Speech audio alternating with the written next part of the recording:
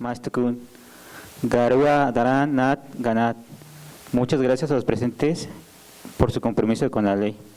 Entonces, en este panel nos acompañan los profesores, la profesora Graciela y el profesor Nicanor.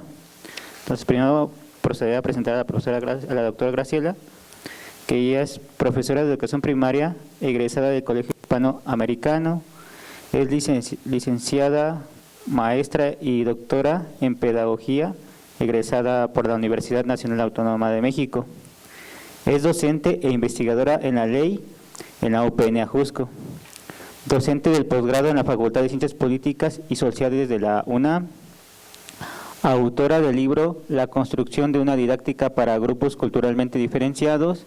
También es autora de varios capítulos de libros y autora y coautora de varias revistas indexadas a nivel nacional e internacional. Ha trabajado en varias instituciones como la Dirección General de Educación Primaria número 2, la Dirección General de Escuelas Rurales, la Dirección General de Educación Indígena, la Universidad Autónoma de Chapingo y en la UNAM en varios programas de especialización y posgrado. Entonces les damos una bienvenida y un aplauso a la doctora. Bueno, también por otra parte nos acompaña el profesor Nicanor. Él es doctor en Antropología Social por la Universidad Iberoamericana, con estudios de licenciatura en Antropología Social en la Escuela Nacional de Antropología e Historia y maestría y doctorado en Antropología en Social en la UIA. Adscrito al área de la Diversidad Intercultural, profesora en la licenciatura de Educación Indígena desde 1988 y hasta la fecha. Es en la maestría de Desarrollo Educativo y en los doctorados en Educación en la línea de Hermenéutica y Educación Multicultural y el doctor en Educación. Ha realizado varias investigaciones en el campo entre los grupos mazatecos y otomís de México, en los Mohawk de Ontario, en Canadá, los Palicur, Caripuna del Bajo Amazonas, en Brasil. Ha impartido cursos a profesores indígenas Palicur y Caripuna. También ha realizado estancias de investigación en 2005 en la Queen's University de Kingston, en Canadá, y durante los años 2011 y 2012 se desempeñó como profesor visitante del programa Profesor Visitante del Exterior, PVE CAPES 2012, en la categoría de pesquisador señor en el Departamento de Antropología de la Universidad Federal de Santa Catarina, Brasil. También fue vicepresidente durante el periodo 2019-2021 del Colegio de Etnólogos y Antropólogos Sociales y coordinador de la Comisión de Antropología y Educación, CEAS. También es miembro del Seminario de Historia, Filosofía y Sociología de la Antropología Mexicana, miembro de la Asociación Internacional de Inclusão, Interculturalidad e Innovação Pedagógica. Y tiene diversas publicaciones como libros, capítulos de libros y artículos sobre educación bilingüe, bilingüismo y antropología de educación. Entonces también le damos la bienvenida y un aplauso para el profesor.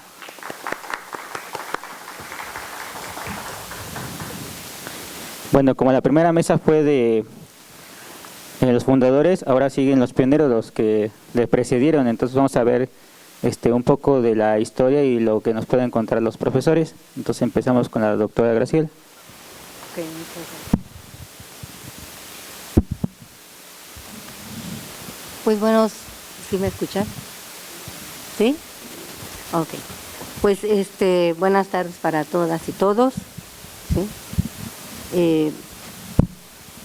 Antes que nada, yo quiero agradecerles a los coordinadores del evento por hacer presente esta trayectoria de los 40 años de la licenciatura en Educación Indígena, de los cuales tengo 38 años trabajando en el programa desde la primera generación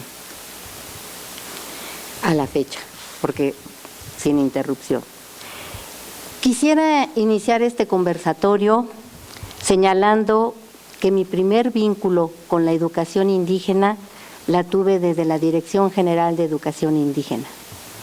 Ahí, en 1981, yo empecé a coordinar 3 licenciaturas que se estaban planteando para formar cuadros que fueran cuadros indígenas, que fueran ellos quienes tuvieran realmente la educación indígena, y tenían que formarse estos cuadros. Estas licenciaturas, los etnolingüistas, ciencias sociales y después educación indígena, las dos primeras no tuvieron muchas generaciones, inclusive yo participé en ciencias sociales, pero pues se cerraron, y sin embargo pues había una puerta abierta como era el de la Universidad Pedagógica Nacional, que de alguna manera también estaba pues en su creación esta universidad. Y a la par también se estaba creando, o tenía reciente creación, la Dirección General de Educación Indígena. Desde ahí yo empecé a tener este vínculo con las licenciaturas, y de alguna manera en 1984 se me invitó a participar en este proyecto.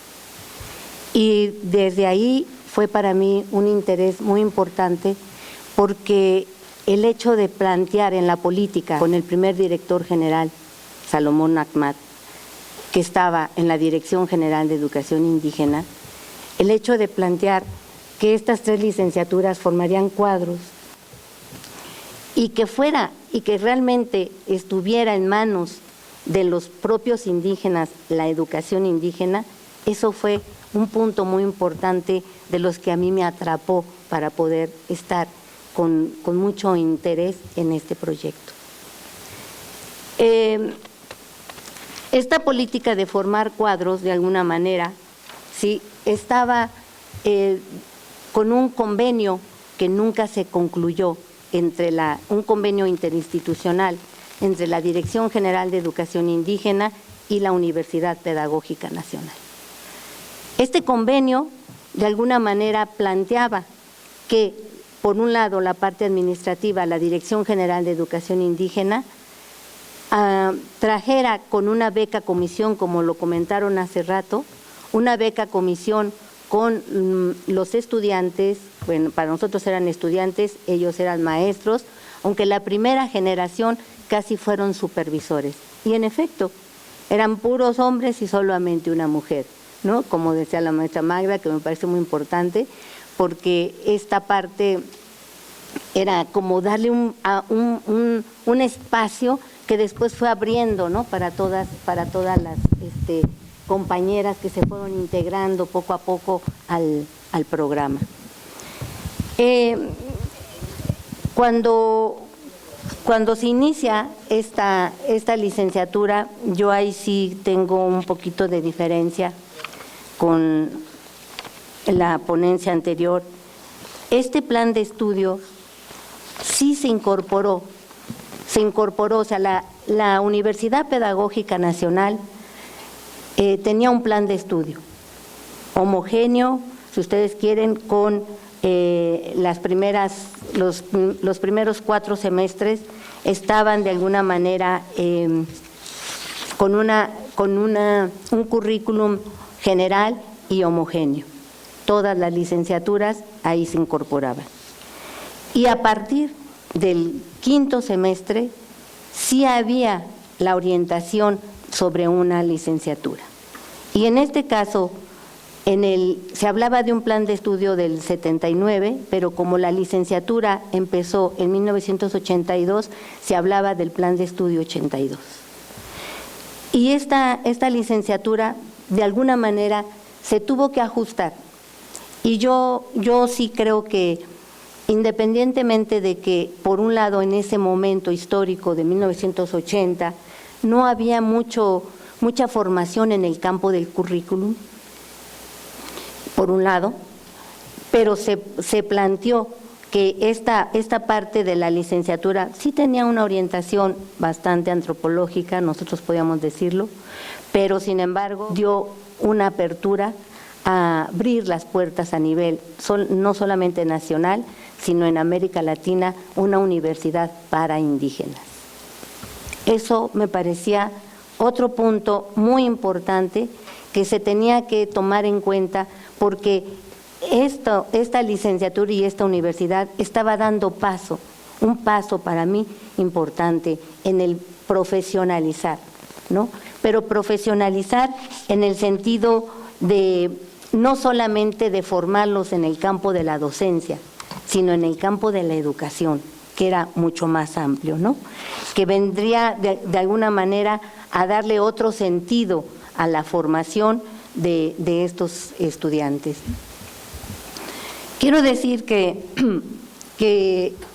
el hecho de que el convenio entre la DGI y la Universidad Pedagógica no se concretara, para nosotros, cuando empezamos esta licenciatura, yo digo nosotros porque yo empecé con el maestro Erasmo, con Axel Ramírez, con Enrique Nieto, que no está aquí, que Javier Tito Espinosa y yo, fue el equipo con el que yo me integré cuando inicié la licenciatura.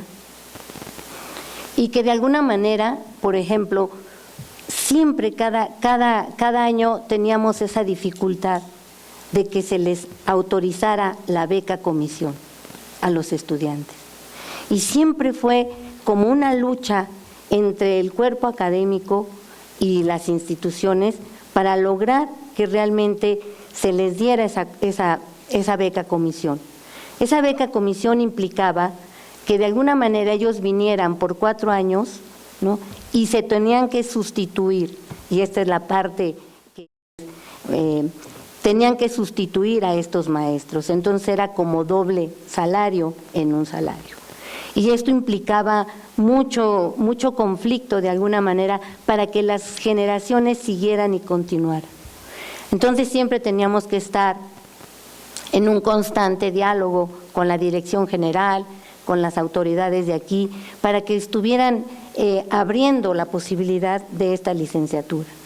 Y siempre se veía como amenazada de cerrarse, ¿no?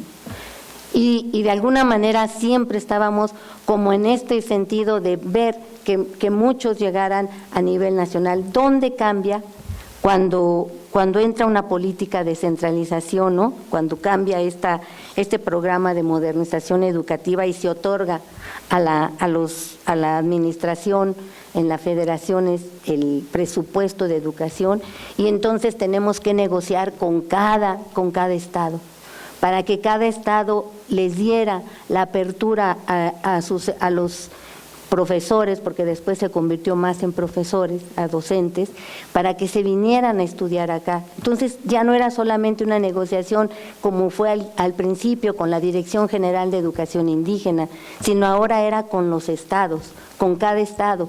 Había estados que sí seguían apoyando a los estudiantes, pero había estados que dijeron ya no. Entonces esto fue cerrando una posibilidad realmente de trabajar con estudiantes que venían de las diferentes partes del país. Y bueno, este trabajo que nos fue llevando a construir, por un lado, la experiencia, porque como se dijo anteriormente, no había una formación en este campo, ¿no? Lo fuimos construyendo. Lo fuimos trabajando conjuntamente con los estudiantes, porque no había algo que a muchos nos hubiera formado en este sentido. Teníamos el contacto con la educación indígena, teníamos esa vivencia con la educación indígena, pero teníamos que ir construyendo también una postura teórica en relación a todo su proceso de formación y profesionalización. En este sentido, la primera, yo sí digo que el primer plan de estudio, el plan 82, se fue viendo que había grandes contradicciones, ¿no? En la formación, en el perfil, y no podíamos seguir trabajando una diversidad frente a una homogeneidad, ¿no? Como era el plan de estudio. Entonces, en 1989 y 90, el equipo que ya había ampliado, el equipo académico que ya éramos más integrantes en este equipo, trabajamos una propuesta curricular. Una propuesta curricular que, si bien es cierto, podría tener también grandes limitaciones, trataba de superar también este plan de estudio. Y fue totalmente una reestructuración. una reestructuración en donde de alguna manera, bueno, el plan de estudio 90, pues también se cambió hasta la tercera reestructuración con el plan de estudio 2011, que es el que estamos viviendo actualmente, pero se estuvo 21 años todavía trabajando con ese plan de estudio. La formación, de alguna forma, que tenían para los estudiantes, algo que a lo mejor íbamos construyendo todos en el camino. Yo creo que todo el cuerpo colegiado, ¿no?, con los estudiantes, íbamos construyendo también muchas cosas. Por eso ahora yo creo que el tercer plan de estudio, los 3 planes de estudio que hasta ahorita han sido totalmente reestructurados. Pero yo sí creo que hay algo muy importante y muy presente. La formación siempre estuvo clara. Es una formación para los cuadros indígenas en que tuvieran ellos realmente un trabajo y que muchas partes del sistema estuviera en manos de ellos. Y algo que me da gusto es ver a muchos de nuestros egresados en muchas instituciones. Y eso yo digo, esos 40 años han sido de alguna manera algo importante que nos ha dejado de alguna forma ver que a pesar de todas las dificultades que hemos enfrentado con la licenciatura, siguen adelante, ¿no? Y se están formando y están varios frente a instituciones donde sí va quedando en manos de la educación indígena, en manos de indígenas. Puedo decir que como pionera, porque así se llama la mesa, pionera, me parece muy interesante, hay muchas experiencias al respecto, ¿no?, en el sentido de cómo, por ejemplo, las diversas políticas que se estaban dando alrededor de la educación indígena siempre estaban pensadas para, y que siempre nosotros luchábamos de que no era para, era con ellos o era desde ellos. Y esta parte me parecía muy importante, porque yo cuando llegué aquí con la primera experiencia, o sea, yo llegué con la primera generación, fui invitada a dar la materia de pedagogía bilingüe bicultural, problemas de aprendizaje, currículum, que eran las materias que se daban en el campo de la pedagogía. Era muy interesante porque, por un lado, la DGI estaba teniendo la propuesta de su plan de estudio y en este sentido quería como señalar, ¿no?, la presencia de los propios indígenas en esa propuesta del plan de estudio. Y los estudiantes me decían, Graciela o maestra, ¿no?, como fuera, nosotros sabemos que no estamos, o sea, no estamos conforme con el tipo de participación que nos están queriendo generar en esta propuesta curricular, pero no sabemos cómo. No sabemos cómo poder enfrentar esta situación cuando también nos falta formación. Y fue muy interesante porque de alguna manera pues yo también el campo del currículum no estaba todavía muy trabajado y teníamos que ir construyendo. Pero desde ese momento el planteamiento de los estudiantes con una trayectoria que traían formada como pues, supervisores, algunos directores, pero la mayoría eran supervisores, me parecía que por ahí estaba un camino y ahí había una beta que trabajar muy profundamente con todos los estudiantes, en donde ellos pudieran establecer, ahora llamamos diálogo, ¿no?, que pudieran establecer un diálogo de saberes, pero ya desde una perspectiva de formación, y que de alguna manera ellos podían tenerlo.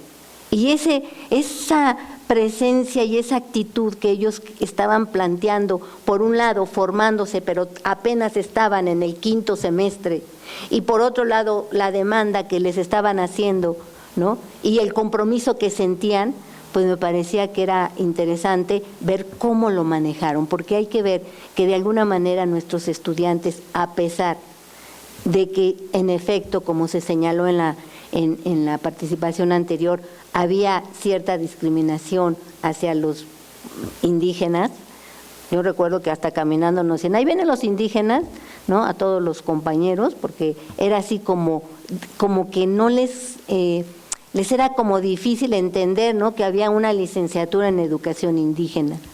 Pero, sin embargo, pues se fue generando y fueron abriendo brechas los estudiantes, fueron de los primeros que ocuparon en el consejo académico, como estudiantes, en los movimientos, o sea, tenían realmente una participación política muy significativa e importante, que fueron generando de alguna manera con otras generaciones, y que de alguna forma también fueron apoyándonos para que pudiéramos ir trabajando en conjunto, ¿no? Con más generaciones, porque como les digo, realmente al equipo le costaba cada año ir a negociar de que la licenciatura no se cerrara, ir a negociar con las autoridades de que no podíamos entrar en un mismo examen como en la universidad, que había ciertas características diferenciadas y que nosotros teníamos esa parte para trabajarlo, y no fue fácil. No fue fácil estar negociando con autoridades constantemente, porque no eran solamente las de aquí ayudaban. Y yo sí, independientemente de muchas cuestiones, a mí me parece que también tuvimos, ¿no? Jefa de docencia, y también secretaria académica y rectora, que apoyó mucho a la licenciatura. Desde mi punto de vista, también hubo siempre el interés por estar apoyando a que esta licenciatura continuara en este proceso, porque no era fácil. Y cuando se descentralizaron, las negociaciones fueron más complejas porque era por estado estar negociando, y perdimos. Esto se fue perdiendo, entonces la beca comisión se fue diluyendo, las becas comisiones se fueron ya suspendiendo, inclusive había generaciones que ya estaban en el 7º, 8º semestre y les decían tienes que regresar. Y decían, pero ya estoy terminando. No, tienes que regresar. Entonces ellos buscaban la manera de poder regresar y se fue cambiando el perfil. El perfil fue entonces cambiando y modificando, y esto también generó que el plan de estudio tuviera otro corte, que no fuera solamente para los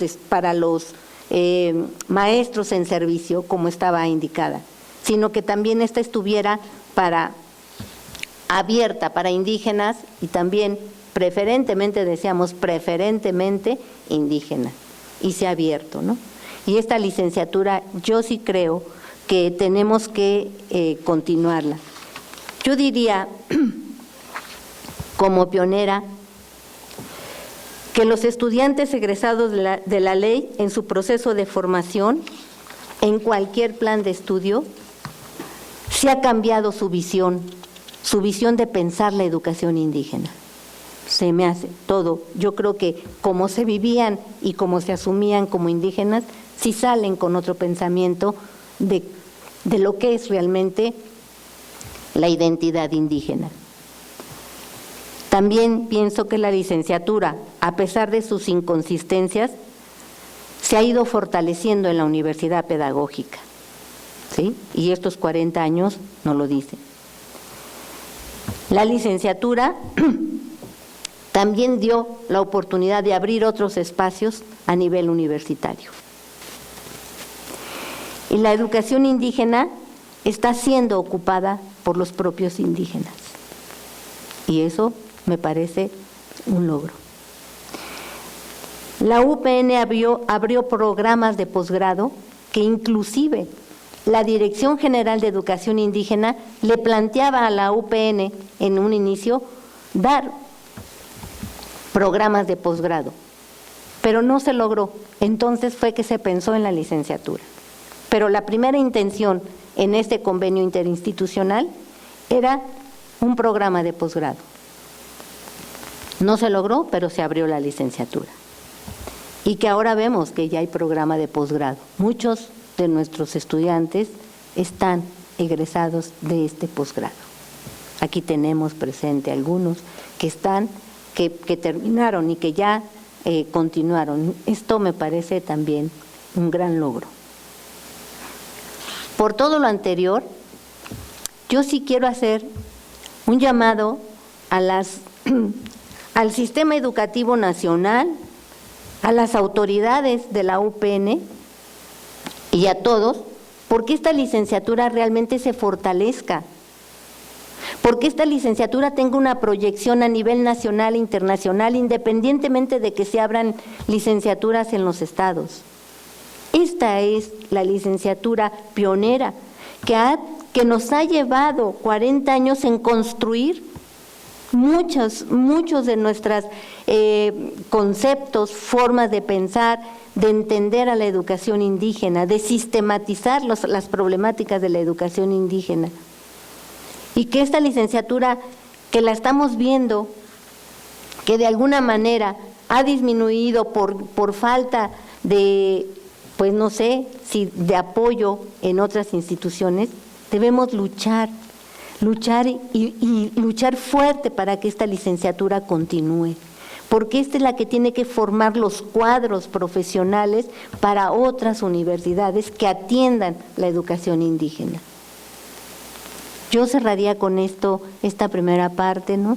Y pues abierta a las preguntas, pero pues no ha sido fácil llegar a 40 años donde se ha luchado en muchas cosas, en lo administrativo y en lo académico.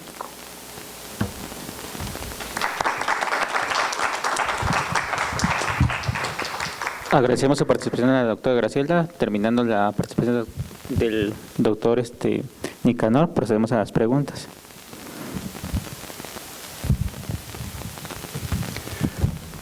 Pues sí, muchas gracias. Buenos días a todas y todos. Yo quiero empezar diciendo que yo llegué aquí en la universidad en 1987 para dar un curso de antropología política, que era un curso de antropología política que ya estaba enmarcada dentro de ese plan que menciona Graciela. Además de ese daba otro curso que se llamaba Relaciones Interétnicas.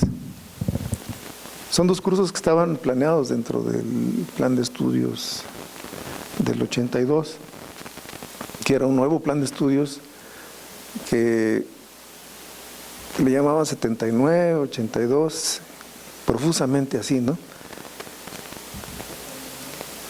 Y ese plan de estudios, bueno, tenía otras materias, ¿no? Pedagogía bilingüe, bicultural, antropología de la educación. Entonces tenía un conjunto de materias que eran específicas para la licenciatura. Entonces yo llegué aquí con ese, porque daba antropología política en la ENA en aquel entonces, una materia, incluso en la propia ENA nueva, ¿no?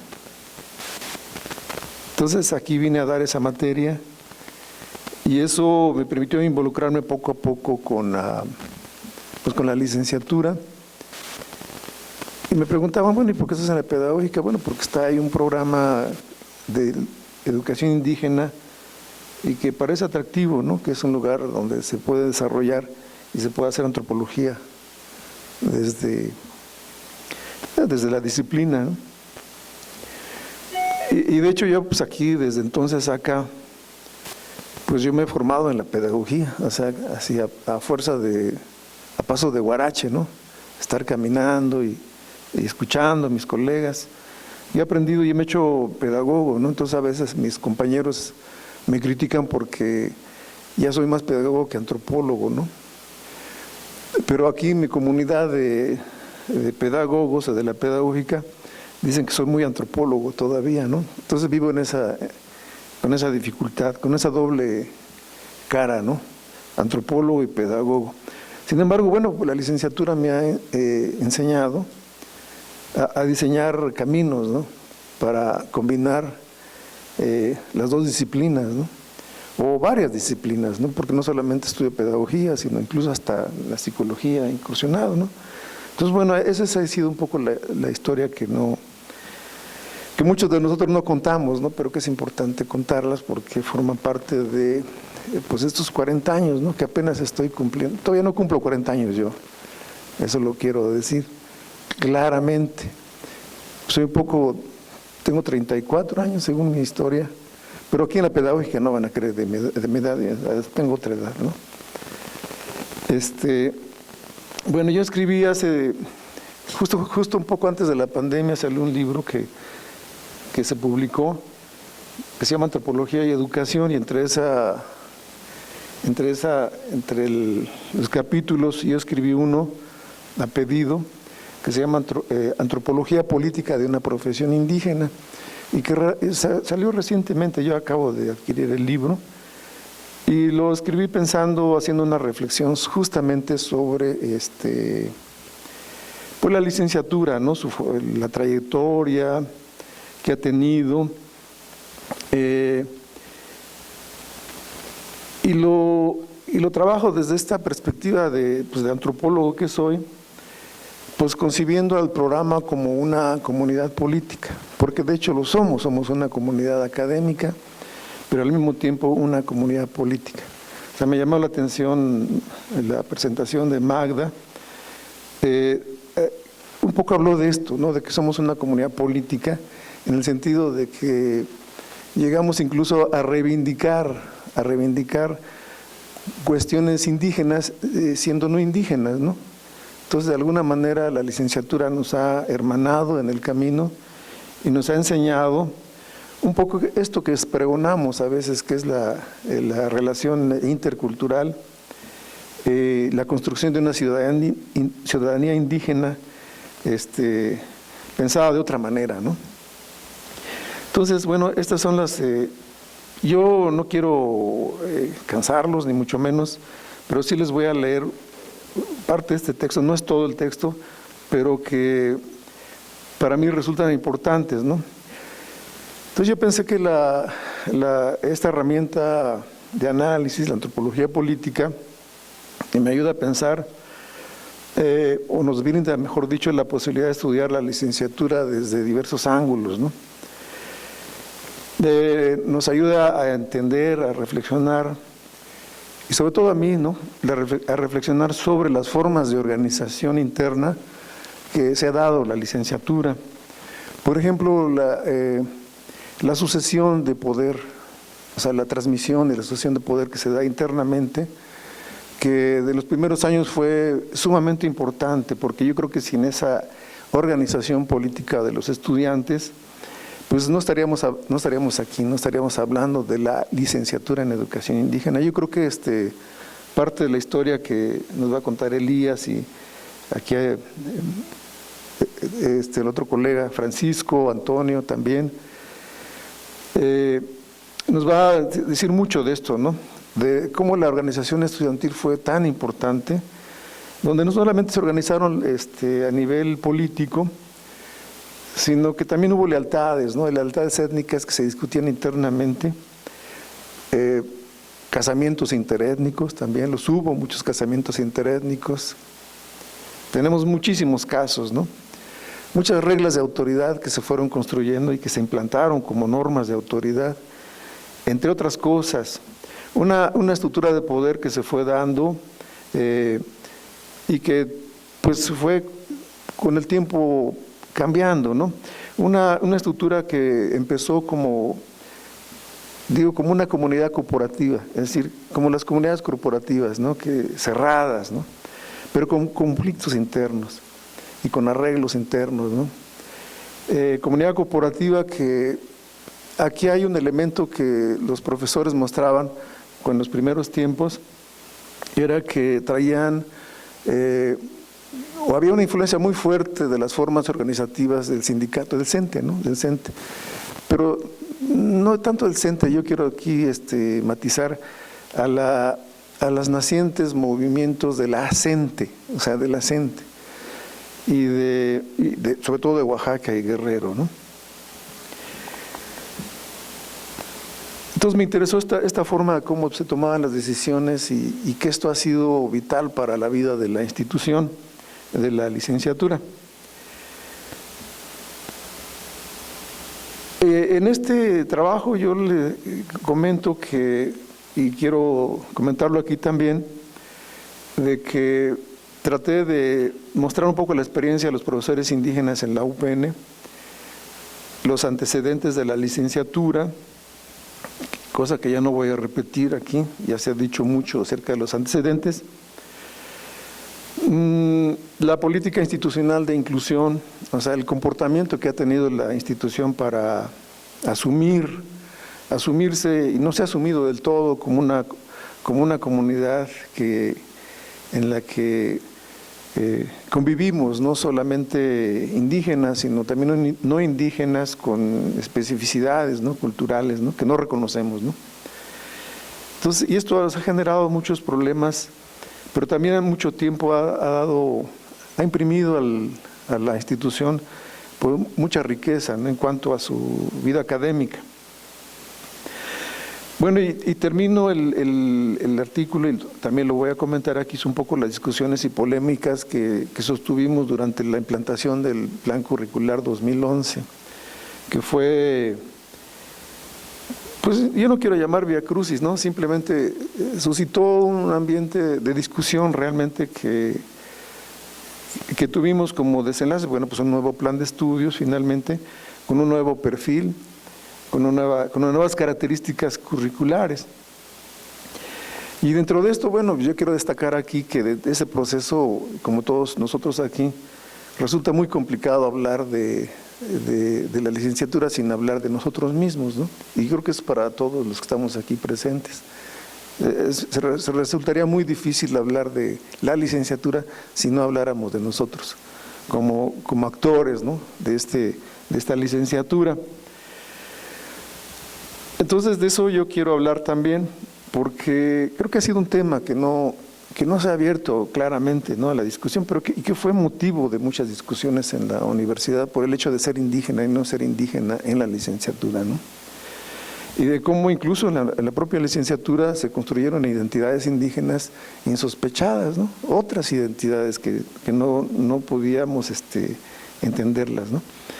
Bueno, en este trabajo, y lo quiero comentar aquí, es lo que quiero remarcar también, que nosotros cuando llegamos aquí había y muchos de los profesores las primeras generaciones que eran efectivamente supervisores, directores de escuelas, estaban nutridos de una ideología que se llamó indigenismo de participación, es decir, de la lucha de los profesores porque tuvieran participación sobre todo en la toma de decisiones del sistema de educación indígena, ¿no? Ese era algo importante, ¿no? Y que bueno, esta elaboración que hacían los profesores de este concepto de indigenismo de participación, que así le llamaron, los antropólogos lo llamaron así tranquilamente, sin ningún rubor, indigenismo de participación, lo elaboró la AMPIVAC, o sea, la Asociación Nacional de Profesionales Bilingües, AMPIVAC, a fines de los años 70. Y ese indigenismo de participación fue acuñado para cuestionar el indigenismo paternalista, que representaba este indigenismo paternalista que pugna pues, por una representación del indígena en la toma de decisiones de las políticas del Estado, ¿no?, el desarrollo y sobre todo de la educación indígena.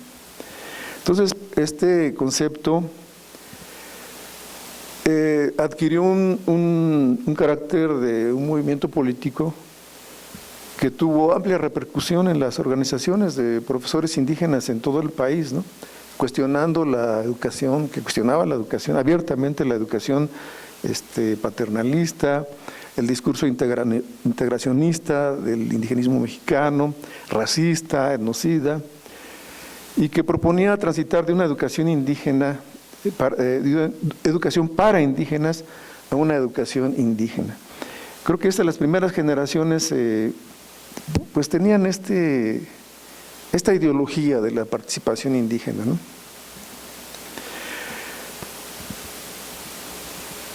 Entonces, bueno, la licenciatura tiene este bagaje ideológico, surge con él, o sea, a partir de ahí es como se va construyendo. Y efectivamente, como ya lo indicó Magda y ahora Graciela, bueno, en la UPN entraron por primera vez un grupo de 17 profesores, ¿no?, provenientes de distintas etnias del país, mayas, me acuerdo que había 2 mayas, celtales, tzotziles, choles, nahuas, popolocas, zapotecos, mixtecos, tlapanecos, triquis, mazatecos, chinantecos. Bueno, ya no quiero repetir la lista, pero veíamos incluso tarahumaras, que era muy raro, ¿no? Huicholes y tarahumaras, mayos, coras, que era muy raro para nosotros que tuviéramos aquí. Tuvimos estudiantes del norte, ¿no? Y efectivamente era un grupo formado por escuelas, directores de escuelas, supervisores escolares, y efectivamente una mujer, no me acuerdo que esta mujer era maya o náhuatl, sí, es cierto. Entonces, bueno, la edad que tenían ellos era de 35 a 50 años, o sea, ya era una población ya muy grande, ¿no? O sea, mayor de edad, y muy aguerrida, ¿no? Quienes recordamos este grupo, pues efectivamente era un grupo formado políticamente en las líderes del sindicato, de la CENTE sobre todo, ¿no? En pro de la filosofía bilingüe y bicultural y de liberación del indio. Esa era la filosofía, ¿no? Pues ese era un grupo diferenciado internamente.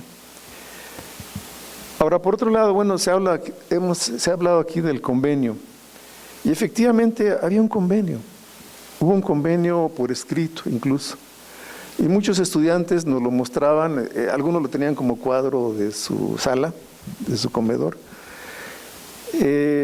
y siempre que había este problema de que no se renovaba la beca comisión, este oficio era el referente, ese era el instrumento de lucha, ¿no? Y lo sacaban efectivamente cuando se acudía a la DGI, no solamente para dar la beca comisión, sino también para que les dieran el pasaje de ida y regreso a sus lugares de origen. Esa era la beca comisión. Esta beca comisión, bueno, pues consistía en que los liberaban de su trabajo para venirse a estudiar de tiempo completo a la universidad, ¿no? Y que fue vigente hasta 1993, cuando, bueno, pues como decíamos, pues consistía la beca comisión en la liberación de la carga laboral a cambio de dedicarse de tiempo completo a sus estudios en la licenciatura. Y otra cosa que era muy importante era reportar un promedio mínimo de 8 de calificación para mantener la beca y comprometerse, una carta de compromiso que firmaban para retornar a sus centros de trabajo una vez concluida la licenciatura. Entonces este grupo pionero, no sin presión y a base de una intensa negociación interna, abrió las puertas de la universidad al magisterio indígena. Así construyó una política de ingreso regular para los profesores indígenas. Promovió reformas que modificaron el currículum de tronco común de la licenciatura, implantó un estilo de trabajo dentro de la academia, una cultura escolar basada en el diálogo y el trato antirracista, pero sobre todo en un discurso político de indianidad que poco a poco fue dejando su marca en la universidad. Y creo que hasta hoy día vivimos esa marca indigenista, alternativa o de identidad en la universidad. Para mí, ¿qué significa, según yo, abrir las puertas de la universidad al magisterio indígena?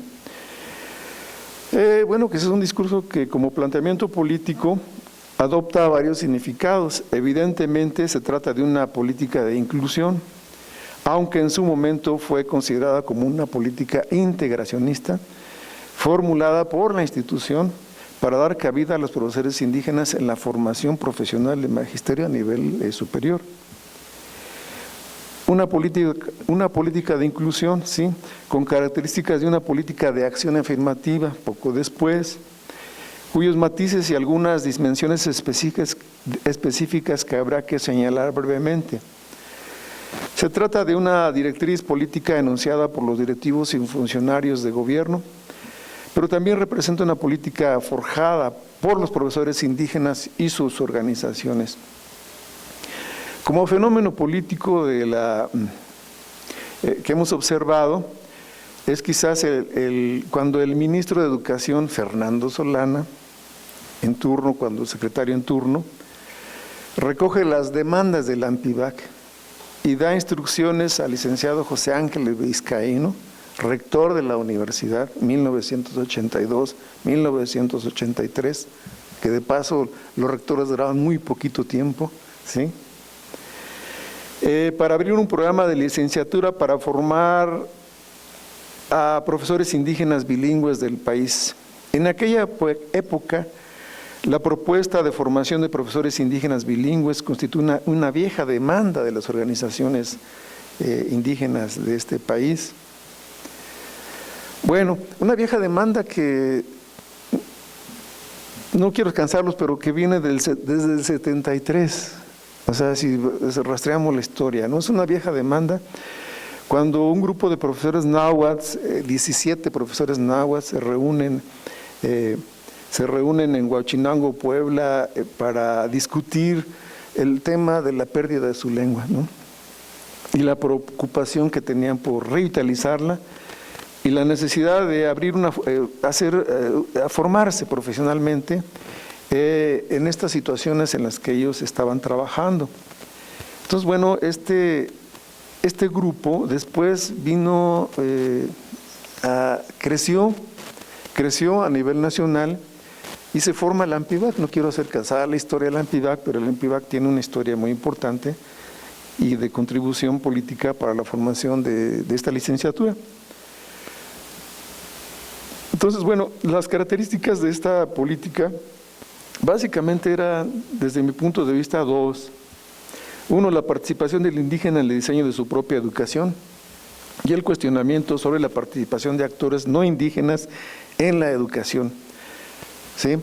Ojo, porque había esa discusión en la organización. Me acuerdo de un evento que hubo en la ENA en el 70 y poco antes de formarse la licenciatura, creo que cuando estaba discutiendo con Guillermo Bonfil y el grupo de antropólogos que estaba encaminando este proyecto de no lingüistas en la ENA, hubo una reunión. Y ya gente de la ANPIVAC se paró en el auditorio, Chan, ya no me acuerdo cómo es la filopausia, ¿no? Mía. Pero para inquirir al auditorio de que los responsables del integracionismo, los responsables incluso hasta del capitalismo, pues eran los antropólogos, ¿no? Eran los responsables directos. Entonces tendrían que ser los indígenas quienes deberían estar discutiendo lo que se estaba discutiendo ahí. Entonces, así de ese tipo de radicalismos fuimos viendo, ¿no? Sin embargo, hay otro planteamiento muy diferente en donde se reconocía que era importante la voz de los no indígenas en esta política de participación indígena, ¿no? Entonces, bueno, y se buscaba que los indígenas quisieran pasar de ser objetos de la educación indígena a educadores indígenas y bilingües. Ese era un planteamiento que se hacía, ¿no?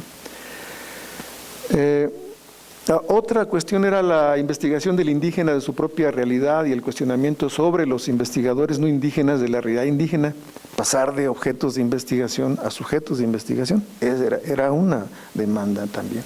Y que poco a poco hemos visto que esto ya de alguna manera ya lo vivimos como parte de nuestra realidad, en donde el indígena ya estudia su propia realidad, ¿sí?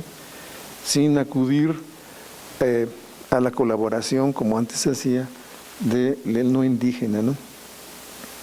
Entonces, abrir la Universidad del Magisterio Indígena ha significado crear condiciones institucionales a fin de ofrecer una atención regular, específica y continua. Vale la pena señalar que al respecto Durante las primeras décadas, la primera década tuvo una historia muy azarosa, ¿no? Porque efectivamente hubo muchas amenazas y sobre todo de un momento, lo voy a decir, Jesús Reyes Heroles, ¿no? Ejerció una presión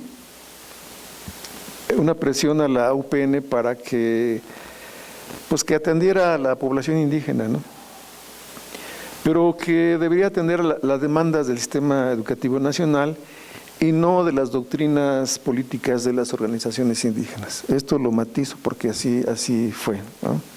Y muchos de los que encabezaban este movimiento pues sufrieron, ¿no? Entre ellos, pues seguramente el profesor Salomón Ahmad se acordará de la persecución de que fue objeto en este momento.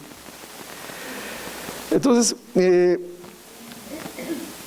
eso justificaba el propósito de las autoridades de homogeneizar la licenciatura en sus objetivos y currículas, aunque el objetivo era pues, homologar la ley con las otras licenciaturas, considerando las reformas que se planteaban.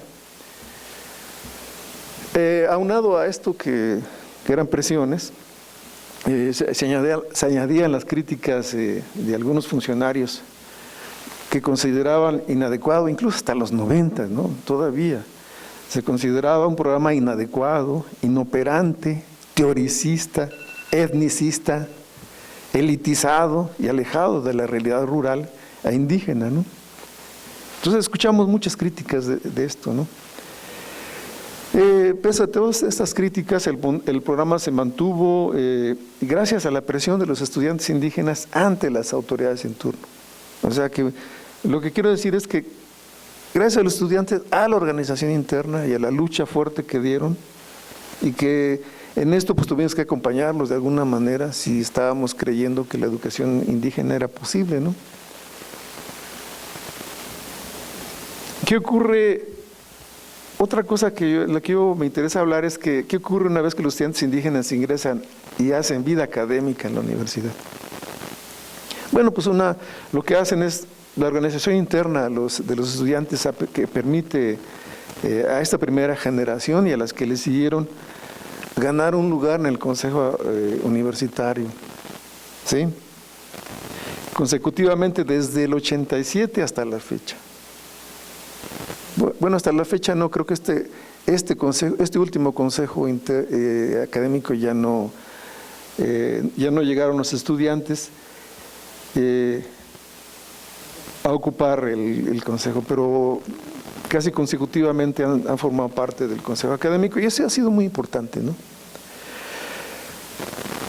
Y uno de los grandes frutos de la organización interna ha sido precisamente ganar la representación de este espacio en el consejo académico. Pero también algo que ellos inventaron en el 89, creo, 89, fue el comité estudiantil. Que el comité estudiantil ha sido otro motor importante de la lucha de de la vida de los estudiantes, ¿no? Y ha sido primordial la participación del comité estudiantil. Porque desde un principio el comité estudiantil hacía una especie como monitoreo político, ¿no? De la elaboración de la convocatoria anual para el nuevo ingreso. Esa era una tarea que no podía faltar en el comité estudiantil, era parte de la tarea del comité estudiantil, monitorear la convocatoria desde un principio, o sea, meses antes, ¿no? Para decirlo de otra manera, ¿no? Y era también efectuar el trámite de renovación de la beca comisión ante la DGI. Esa era una tarea del comité estudiantil. Otra tarea era crear un espacio de interlocución con los académicos de la ley con el objetivo de realizar reuniones periódicas para el desahogo de problemas académicos internos. Porque había muchísimos, ¿eh? El promedio era un problema. Quien no tenía promedio, o sea, prácticamente todos los que entraban a educación indígena tendrían que salir con el promedio arriba de 8, porque era un compromiso, y si reprobaban pues era sinónimo de fracaso, regreso fracasado, ¿no? ir con el fracaso a sus lugares de centros de trabajo, pues no era posible. Entonces la guerra por las calificaciones era tremenda entre los profesores y los estudiantes, ¿no? Había que sacar el promedio de 8. Entonces, bueno, entre otras cosas, pues impulsar actividades de difusión de sus culturas, lenguas y artes y música. Bueno, de eso ya, creo que ya todo el mundo ha vivido esta historia de los años, ¿cómo le llaman? Jornadas, la Semana Cultural, perdón, sí.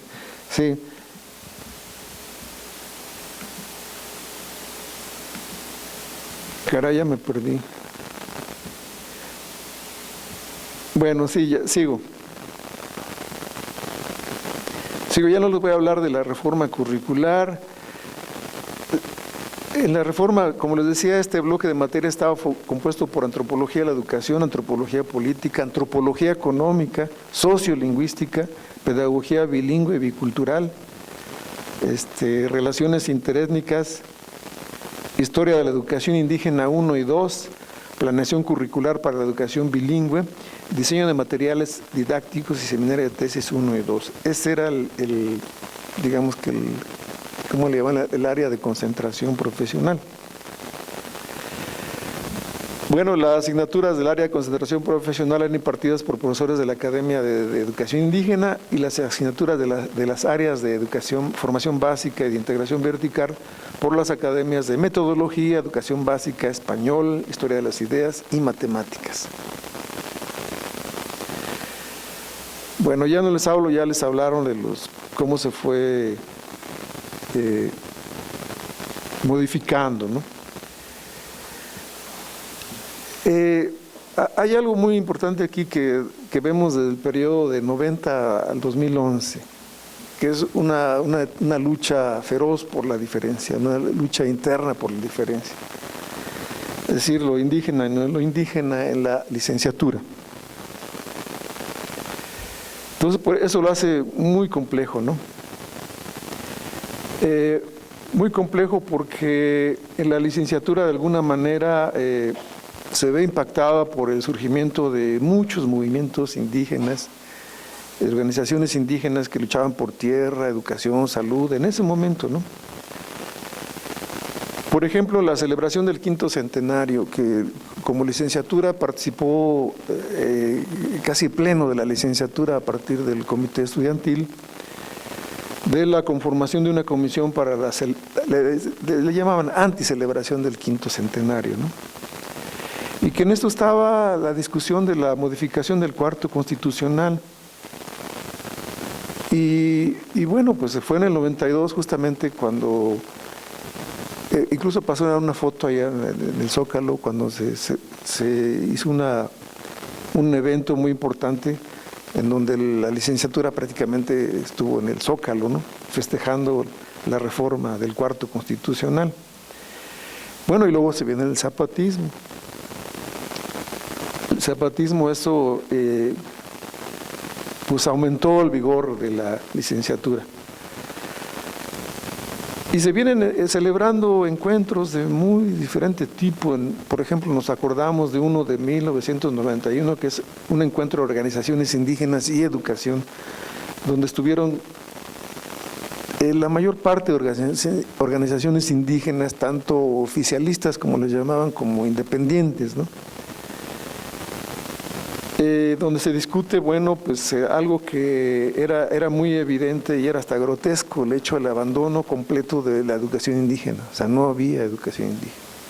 Se sentía que no había la educación indígena, que esta educación indígena de participación del indígena, pues prácticamente estaba estancada, ¿no? Entonces había un reclamo muy fuerte y eso reactivó un poco el movimiento aquí internamente en la pedagógica.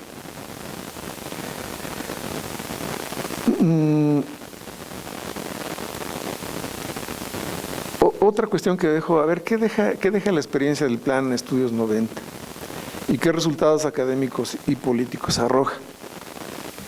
Bueno, después de 1996 la ley había conquistado un espacio dentro de la universidad y una vida institucional estable. Eso pensamos, ¿no? Pero que efectivamente, bueno, hubo un espacio estable, ¿no?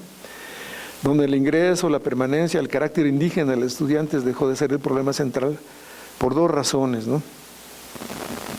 La aparición de la Agenda Nacional de los Acuerdos de San Andrés y la consecuente reforma constitucional de los derechos de los pueblos indígenas.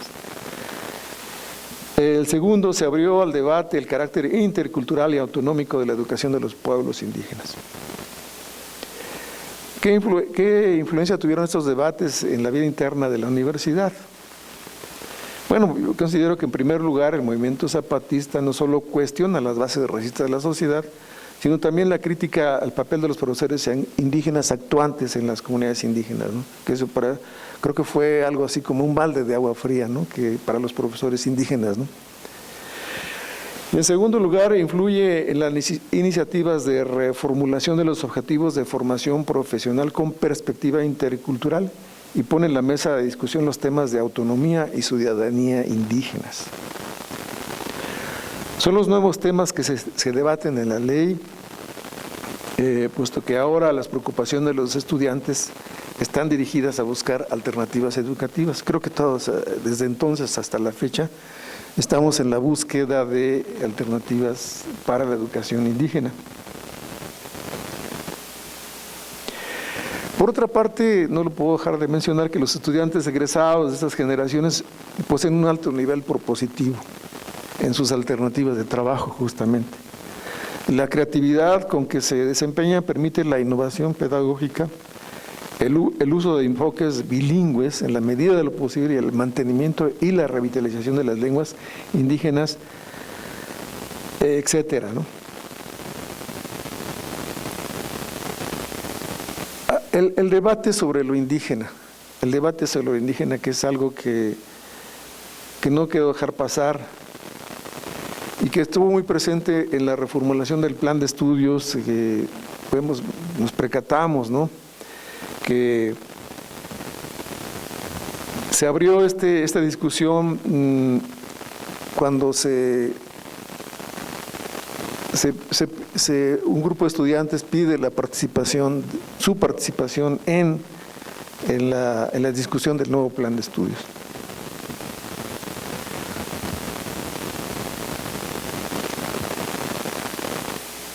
Y esto es viejo, o sea, este debate sobre el indígena es viejo, o sea, viene desde tiempo atrás, ¿no? En las primeras generaciones, algo dijo Mada que me llamó la atención, y efectivamente, ¿no? Cuando llegan los profesores están aquí porque tienen la aspiración de ser licenciados, quieren ser licenciados, y es la aspiración de ellos, ¿no? Incluso entre ellos se hablan ya como de licenciados, ya no profesores, sino licenciados. Incluso hay una anécdota en donde ellos piden que, por oficio, que el nombre de la licenciatura dejara de llamarse indígena, que se llamara licenciatura en educación. Y este grupo pugnó porque que así fuera, que desapareciera la palabra indígena en el nombre del. Entonces, este debate se trajo cuando se reformó el plan de estudios y se trajo a discusión en 1993, cuando se emitió la convocatoria de nuevo ingreso. El momento en que se abrieron inscripciones para otras licenciaturas, o sea, indígenas que iban a estudiar otra licenciatura, psicología, a las 5 licenciaturas: psicología, administración, pedagogía y sociología. 4 licenciaturas más. Entonces, en esta convocatoria acudieron 200 aspirantes, o sea, eso es lo que registramos, de los cuales fueron aceptados 160, 80 a la ley y otros 80 distribuidos en las 4 licenciaturas. Pese a que la convocatoria de nuevo ingreso del 94 mantuvo abierta la inscripción a los estudiantes indígenas para las otras 4 licenciaturas, no hubo demanda. Quienes presentaron examen no lograron el puntaje mínimo requerido para ser aceptados en las otras licenciaturas. Pues pues no eran aceptados porque no cumplía con el requisito del examen, ¿no? Entonces, en esta convocatoria solo tuvimos noticia de 3, 4 estudiantes que pasaron el examen y que ingresaron, se fueron a esas licenciaturas, ¿no? Entonces, este es realmente un problema, o sea que el examen es un catalizador, ¿no? Ha sido muy importante. Entonces, por eso el examen de selección ha sido parte fundamental. El examen de selección que nosotros hacemos internamente ha sido base fundamental para mantener la continuidad. Entonces, esta idea de cambiar el nombre de la licenciatura llegó a discutirse, como dije, ¿no? Se discutió junto con este problema de establecer más vínculos entre profesores y estudiantes de la ley, porque había un reclamo, ¿no? Había un reclamo que se reflejaba mucho en las aulas, ¿no? A veces este autoritarismo de los profesores pues era confundido o se mezclaban las cosas, ¿no?, con el trato racista que había dentro del salón de clases. Entonces ellos el reclamo que hacían era hacer el trabajo colegiado como una alternativa, ¿no?, para trabajar este fenómeno que estaba muy presente, que se mezclaba, que había entre el autoritarismo, racismo, o sea, eran estos los fenómenos que teníamos en la licenciatura.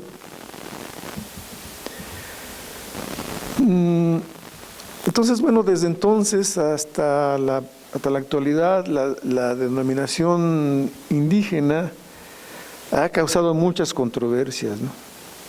Ha formado corrientes antagónicas de opinión entre los profesores, incluso entre los estudiantes, ¿no?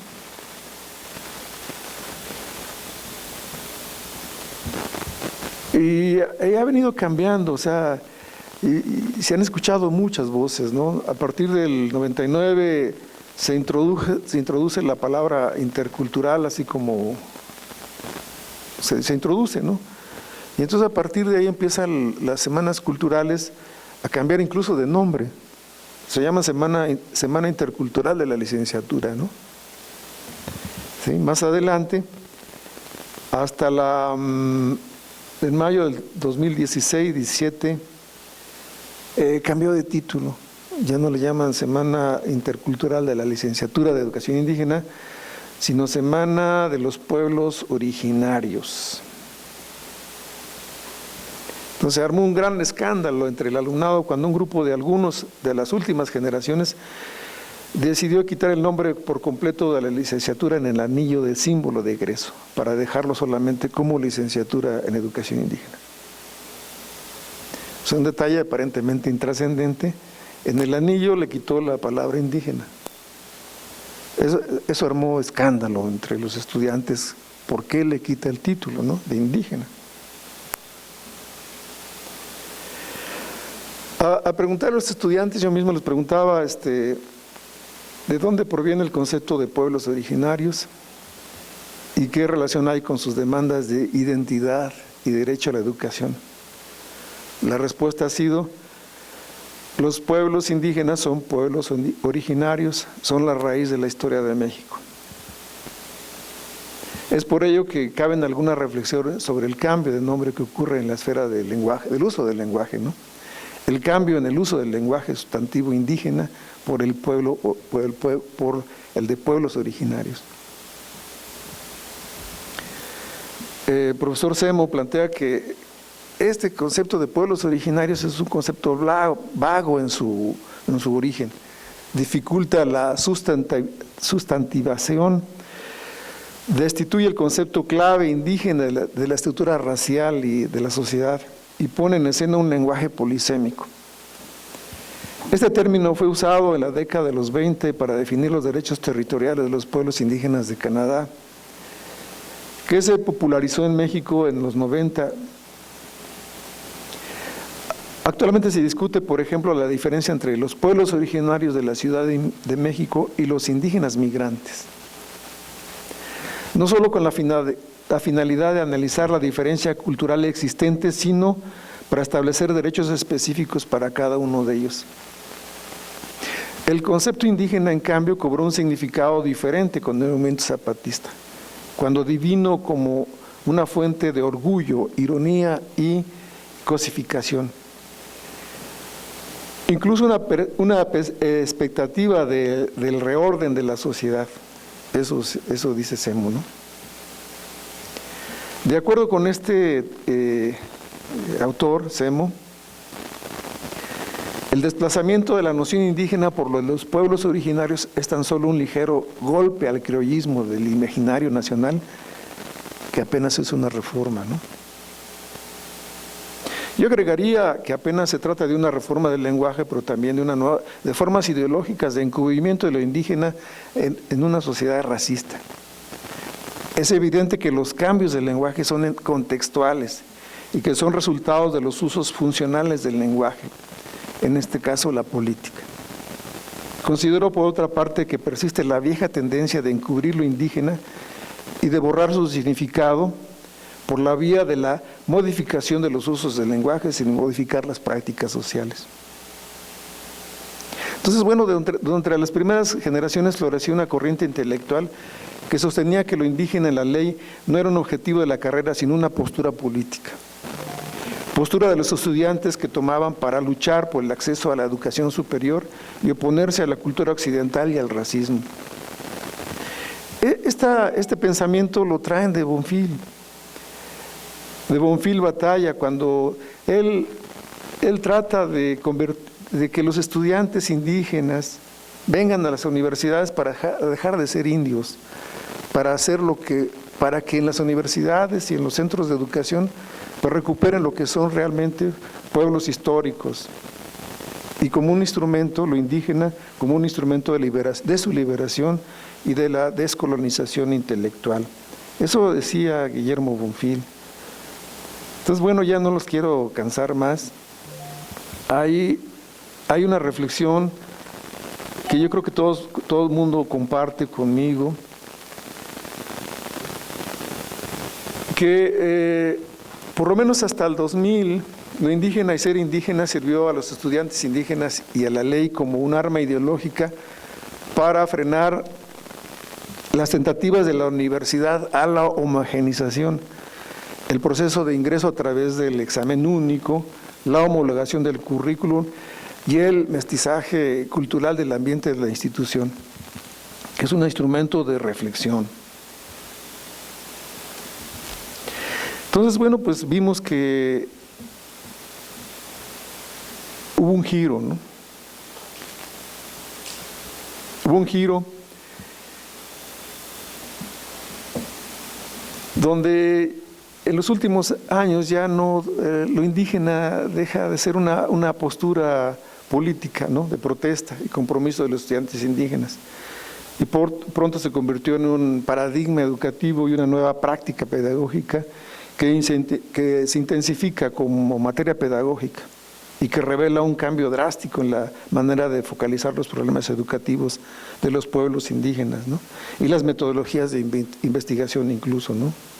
Se ponen a flote las etnografías nativas por todos lados, ¿no?, las autobiografías, las metodologías participativas, políticamente comprometidas y redistributivas del conocimiento, o sea, metodologías no extractivistas, ¿no?, que sean los pueblos, las comunidades, los propios profesores, los investigadores, los que puedan hacer esto, ¿no?, como indígenas, ¿no?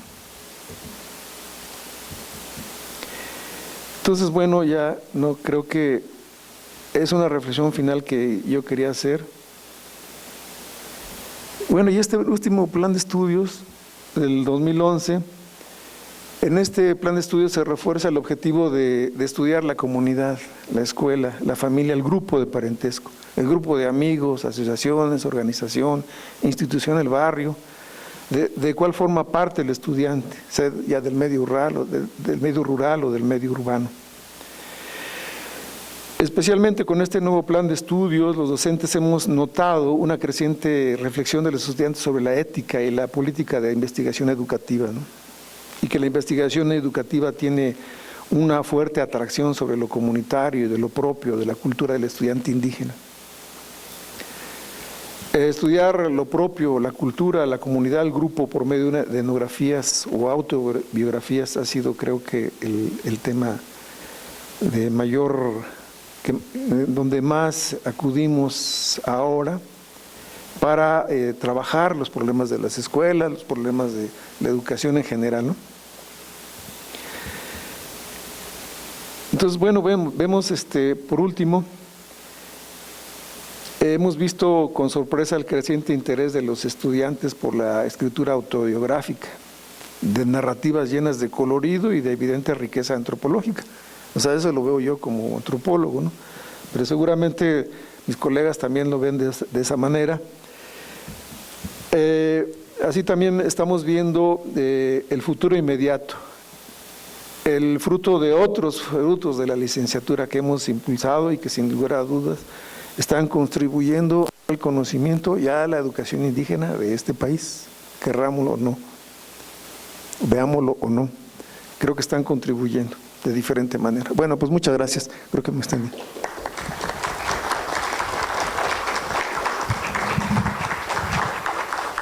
Bueno, agradecemos a los profesores por su explicación y si tienen alguna preguntas de parte del público, alguna confrontación para hacer amena la conferencia. Sí.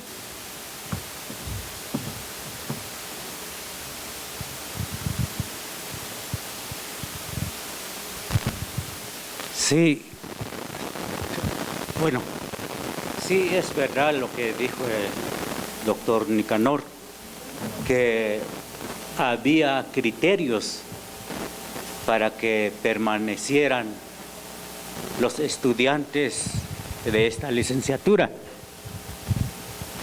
8 era el mínimo. Los que no alcanzaba el 8 de calificación tenía que regresar a su centro de trabajo. Entonces, un compañero de Chihuahua, eran 2 que vinieron aquí en la Ciudad de México a estudiar la licenciatura. Un compañero no alcanzó el 8, 7.8 de promedio. Me empezó a decir, nos llevamos muy bien, me empezó a decir, ya me voy, ya no alcancé el promedio. Yo le dije, tú no te vas, vamos a hablar. La secretaria académica era Marcela Santillán. Vamos a decirle que tú tienes mucha hambre de saber, que estás desnutrido todavía del conocimiento. Vas a ver que sí va a entenderle. Vamos, subimos en su cubículo ahí arriba, nos recibió Marcela Santillán. Entonces es lo que llegamos a decir, que el compañero tiene hambre de seguir sabiéndolo más. Está desnutrido, su mente todavía necesita fortalecerlo. Es que no se puede, son reglas institucionales. ¿Quién hizo las reglas? Son seres humanos, le digo. Deben de entender que el compañero quiere seguir estudiando. No lo maten con simples reglas. Ay, Elías, dice Marcela, ahorita voy a hablar con la SEP. Y habló y autorizó que continuara el siguiente semestre. Pero ya con eso empezamos a formar equipo, un círculo de lectura para ir apoyándose entre nosotros, y así avanzó en su calificación y logró terminar. Creo que es importante el círculo de estudio que se forme entre los estudiantes, porque dio fruto. Gracias.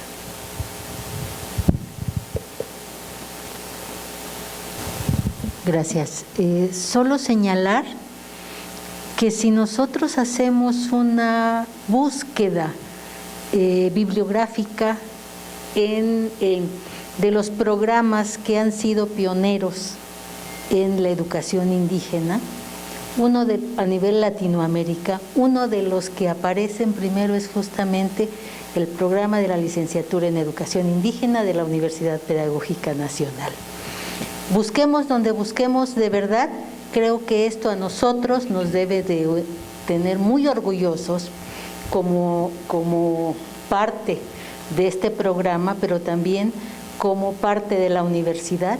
Me parece que ha sido súper importante este programa y como dijo la maestra Graciela, tendrá que seguir siendo importante, porque la idea de trabajar y de aprender con los chicos, con los estudiantes, con los docentes, porque también nosotros nos hemos formado y reformado en este ámbito, creo que es fundamental, ¿no? Entonces quizá debemos de darnos realmente una felicitación muy grande, no solamente para los que han estado aquí 40 años, sino para los que hemos estado aquí, nos hemos incorporado, porque esto ha sido una vivencia súper enriquecedora, y también para los estudiantes, ¿no?, que han pasado por nuestras aulas, que han pasado por también tantas situaciones y que siempre han estado pues saliendo adelante, ¿no? Y aquí los ejemplos de gente exitosa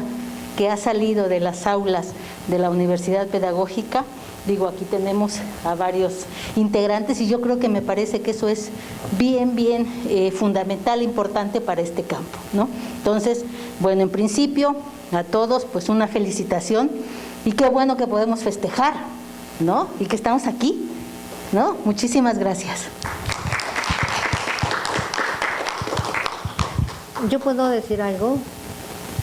¿Comentar algo? Yo sí, esto que dice el profesor, me parece bien importante, porque a mí sí me gustaría, independientemente de cualquier cosa, destacar, y lamento que no esté la maestra Marcela Santillán, porque fue realmente, desde mi punto de vista, una persona que siempre trató de apoyar a la universidad. Y sobre todo, no solo a la universidad, independientemente de eso, sino a la licenciatura. Siempre yo vi que tenía esa disposición por apoyar todo lo que fuera, tratarlo de resolver. Y yo creo que este punto que está planteando el maestro Eusebio es bien importante, ¿no? Porque no se trataba como de, en efecto había la negociación, si ustedes quieren, porque había un promedio para que pudieran salir adelante, pero ella siempre estuvo como al pendiente, desde mi punto de vista, apoyando en todo lo que requería, de lo que se necesitaba, y pues yo sí quiero hacer por lo menos esta cuestión presente, ¿no? Porque desde la DGI yo la conocí. En la DGI la conocí porque estábamos con la coordinación interinstitucional entre la licenciatura y la Universidad Pedagógica. Y siempre vi que ella estaba presente para que esta licenciatura sí se abriera y se fortaleciera en la UPN. O sea, lo quiero comentar porque me parece importante, y también habrá que reconocer, ¿no?, que en este trayecto ha habido gente que también ha apoyado mucho a esta licenciatura, y otros también han atacado mucho, ¿no? O sea, encontramos de todo, a quienes le han pegado y quienes la han tratado de resolver. Y bueno, pero creo que a mí me parece importante. Por lo menos cuando yo estuve como coordinadora de la licenciatura, siempre apoyó, siempre. O sea, a mí me apoyó siempre en qué necesitan, qué quieren, y sobre todo en estas semanas culturales, que eran muy importantes, porque era una visión realmente de la semana cultural en toda la universidad.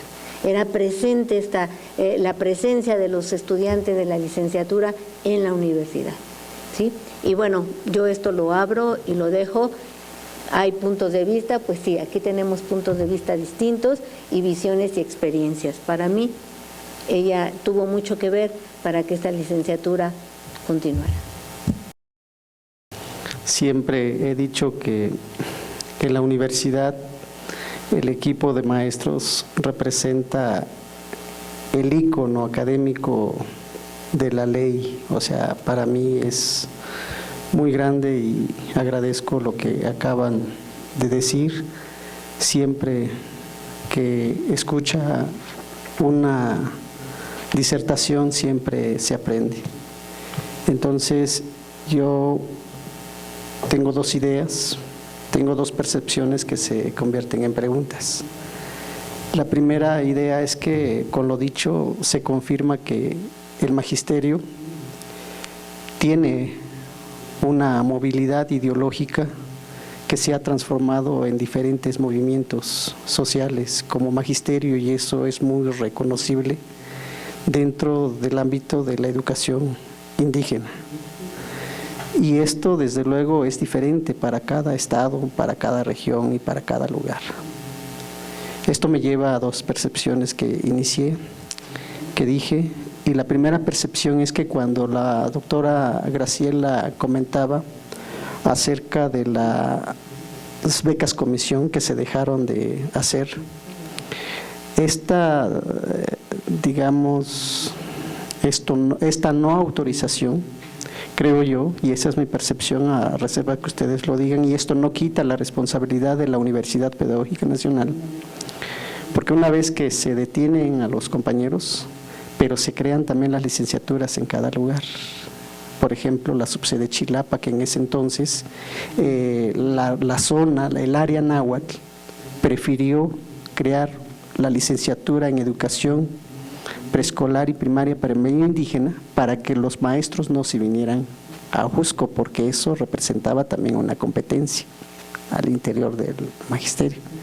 Esa es mi percepción, en el sentido de que eso hizo también que en las unidades se extendiera la LEPEPMI que se conoce.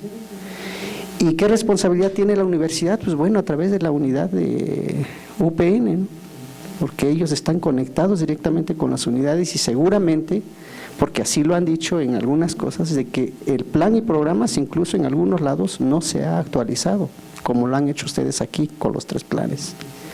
Y entonces eso también es un pendiente que a lo mejor no se está tomando en cuenta, pero como aniversario y como esta,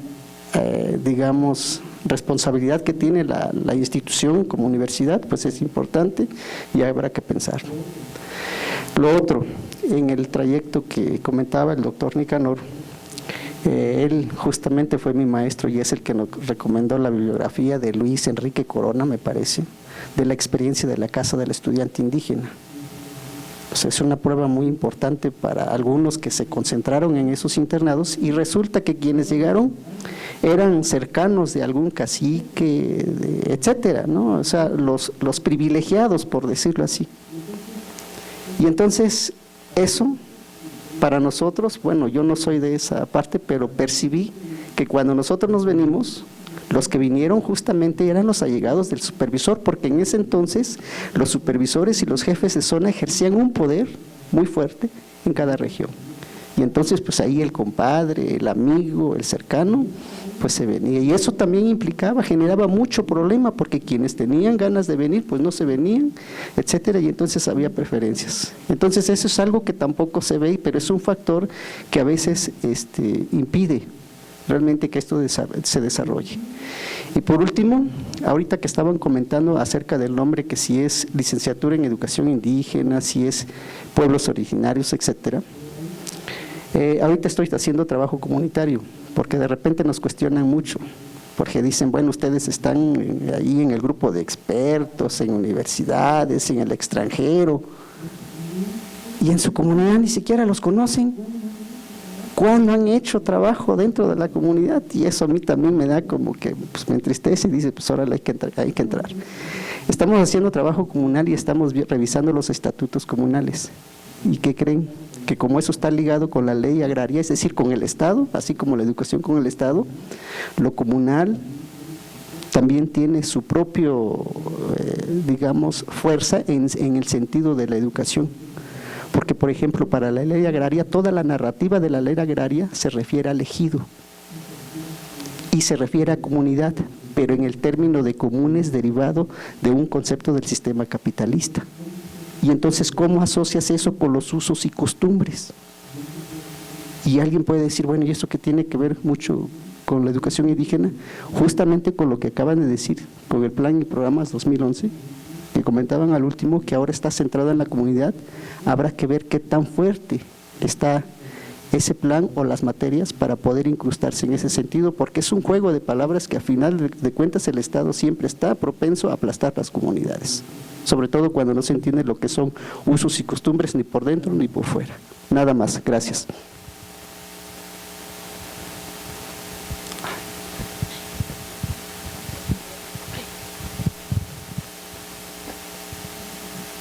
¿Va a decir algo? Igual me espero.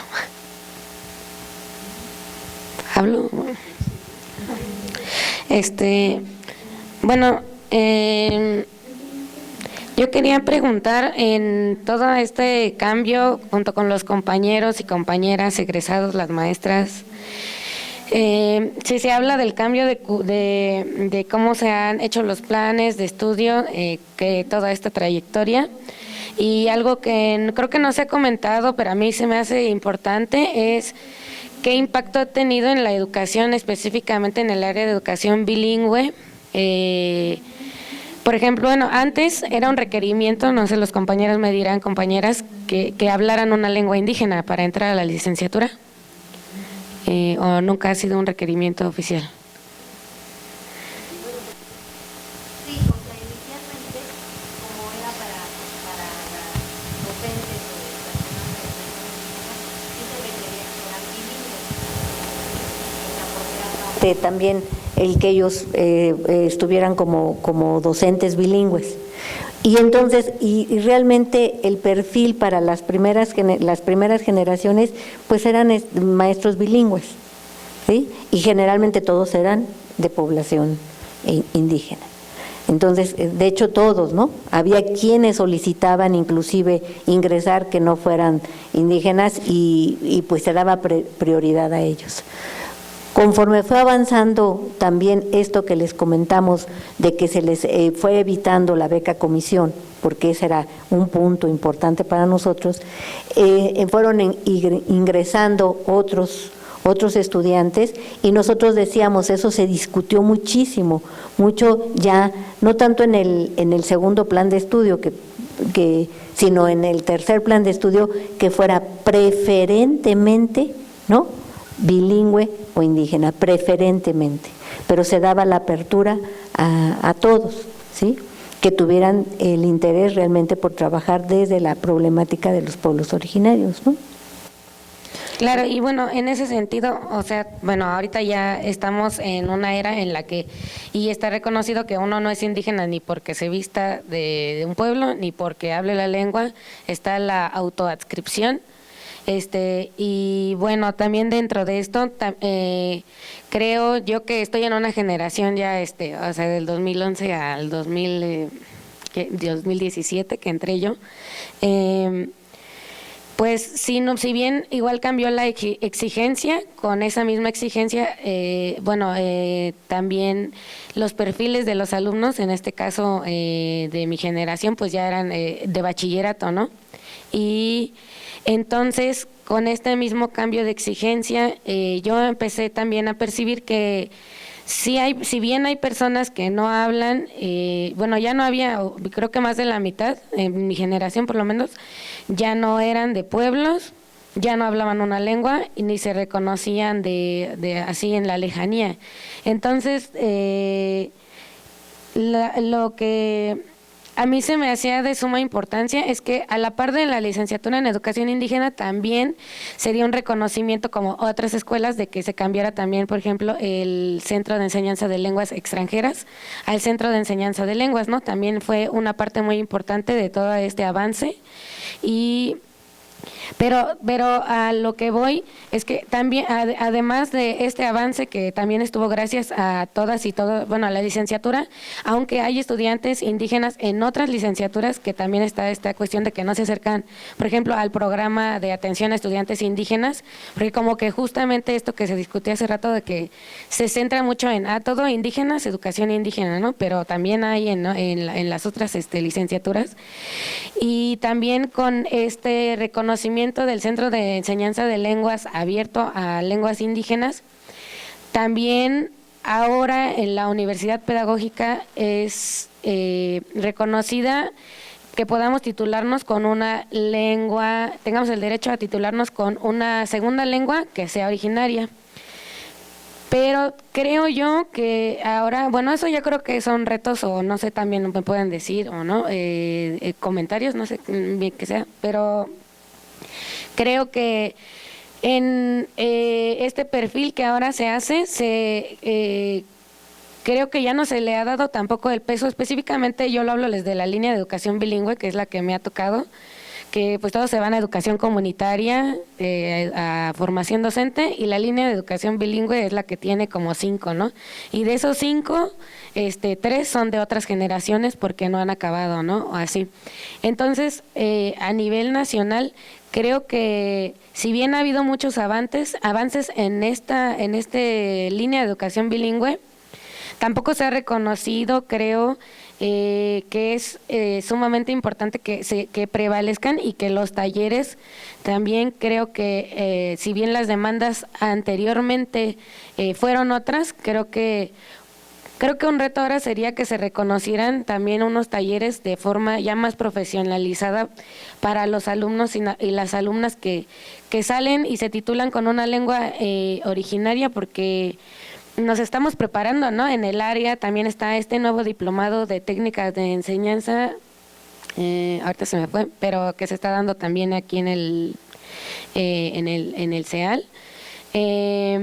Creo que ahora lo que se requiere a partir de perfilar que ya no es necesaria la lengua, creo que sí se necesitaría que se nos enseñe la lengua, ¿no? Bueno, yo por lo menos sí hablo y he aprendido y he tenido la oportunidad de aprender un poco de mazateco, aprender chinanteco con las y los compañeros, pero también con este nuevo perfil se ha dado que antes la organización estudiantil, por este arraigo cultural que teníamos, pues era más unificado, ¿no? Y las exigencias iban ligadas a la comunidad, a todas estas vivencias. Creo que ahora no sé, por ejemplo, como lo que decían, ¿por qué no están los demás compañeros o compañeras de mi generación, por ejemplo, aquí? ¿Qué es lo que ha pasado tanto como con los docentes, como tanto con nosotros? Como que ha habido como un quiebre un tanto de que sí se meten a la licenciatura, pero no se involucran a las actividades culturales, y no sé si es porque no hablan la lengua y creen que es necesario, o sí, o porque no vienen de un pueblo, o no. Creo que más bien estoy hablando como de un reto desde mi punto de vista de la New Age, digamos, porque pues sí, ya nos tocó otra época, cruzado con la pandemia, que somos de los últimos comités que les tocó trabajar, y decíamos, ¿y ahora qué va a pasar, no? ¿Cómo van a trabajar si de por sí veníamos afrontándonos ya a años de que luego ya no querían ir a las asambleas, cambiábamos la forma de trabajo? Ahora, ¿cómo se va a trabajar? Y en la pandemia, ¿no? Ahorita estoy viendo igual a los compañeros y como estos censos de cuántos hablan lengua, cuántos no hablan lengua.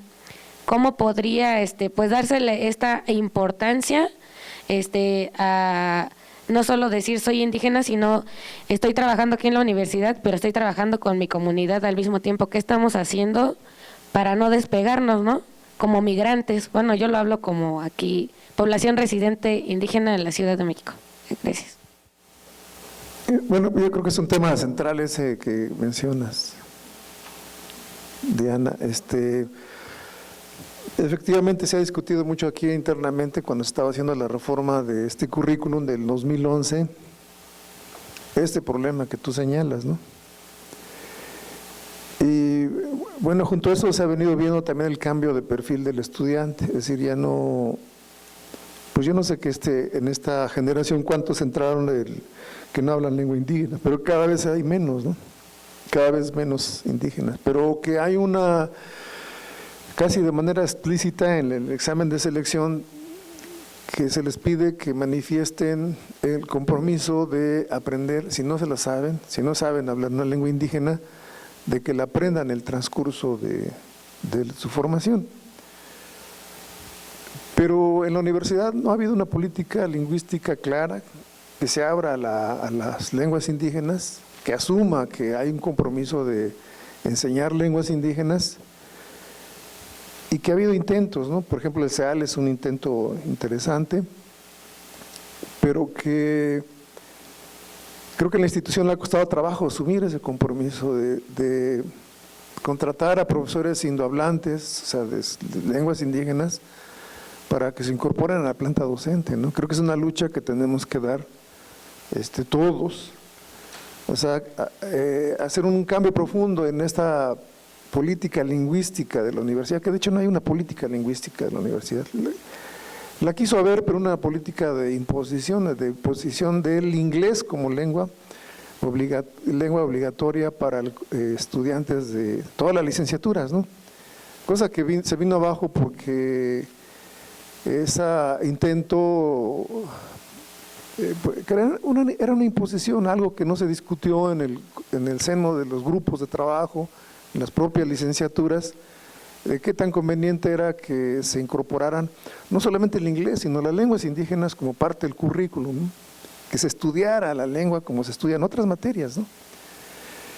Y así son las características de los currículums como les llaman, débiles, de políticas débiles de lengua, pues que incorporan por lo menos una materia de la lengua, de otra lengua, la que sea, ¿no? Cualquier lengua, francés, inglés, mazateco, mije, etcétera, ¿no? Que pudieran estar en el currículum, o sea, como algo que pueda ayudar a entender que las lenguas son dinámicas y que pueden estarse trabajando académicamente, y seguramente los estudiantes seguirán una ruta que les permitan fortalecer las lenguas indígenas, ¿no? Pero no hemos llegado a este punto. Yo creo que son de las cosas que sí que tenemos que, como tú mencionas, que es un reto y que tenemos que trabajarlas de otra manera y comprometiendo desde luego a la institución. Pero yo diría que más que la institución, nosotros de alguna manera somos corresponsables también de esto que está pasando, ¿no?